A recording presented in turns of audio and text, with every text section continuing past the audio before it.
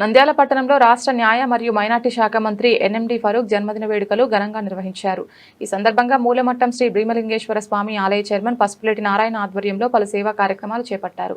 ఈ సందర్భంగా మంత్రి ఫరూక్ కి పూలవర్షంతో ఘన స్వాగతం పలికారు. కేరింతలు వేస్తూ టపాసులు కాలుస్తూ మా పెద్దాయన పుట్టినరోజు అంటూ పసుపులేటి నారాయణ అంగరంగ వైభవంగా వేడుకలతో స్వాగతం పలికారు.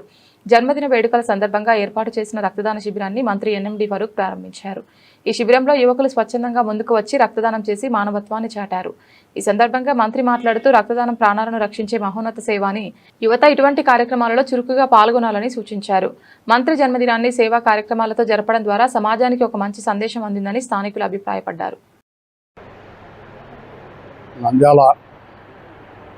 మూలవటం ఎన్ఎండి ఫరూక్ గారి పుట్టినరోజు సందర్భంగా మా కమిటీ వాళ్ళు, నేను చైర్మన్గా మినిస్టర్ గారికి పుట్టినరోజుకు కేక్ కట్ చేసాం. ఇక్కడ మన నంద్యాల మూలవటం నుంచి రక్త శిబిరం పెట్టాము. మంచి మంచి కార్యక్రమాలు చేయాలని మేము కోరుకుంటున్నాము. మా ఫరూక్ గారికి ఇంకా 100 ఏళ్ళు ఆయుష్ ఇవ్వాలని కోరుతున్నాము.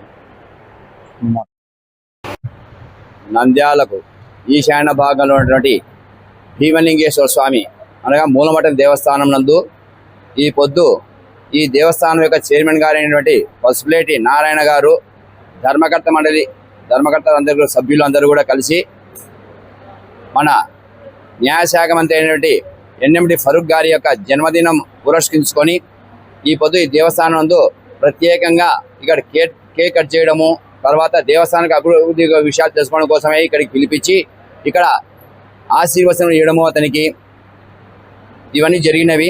ఈ జరిగిన భాగంలో నారాయణ గారు ఎంతో కృషి చేస్తూ ఈ దేవస్థానానికి అభివృద్ధి కొరకు మాకు ఎంతో సహకరించవలసిందిగా ఫరూక్ గారిని అడగగానే వారు దేవస్థానం యొక్క అభివృద్ధికి మీకు ఎంతగానో ఏ విధంగానో చెప్పండి, మీకు కావాల్సిన నాకు తోచిన విధంగా మీకు అభివృద్ధి చేయడానికి సహకరిస్తానని చెప్పి వారు మాట ఇవ్వడము అవన్నీ కూడా జరిగినాయి.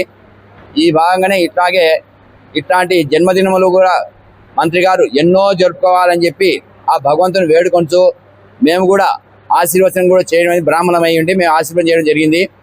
వారు కూడా చాలా సంతోషించినారు. కాబట్టి ఇట్లాంటి జన్మదిన పురస్కారాలు ఎన్నో జరుపుకోవాలని చెప్పి మేము కూడా ఆకాంక్షిస్తూ ఈ దేవస్థానాన్ని కూడా అభివృద్ధి కొరకు వారు కూడా కృషి చేయాలని చెప్పి కోరుకుంటూ మేము ఈ విధంగా దేవస్థానం యొక్క కమిటీ సభ్యులము చైర్మన్ గారు కోరడం జరిగింది.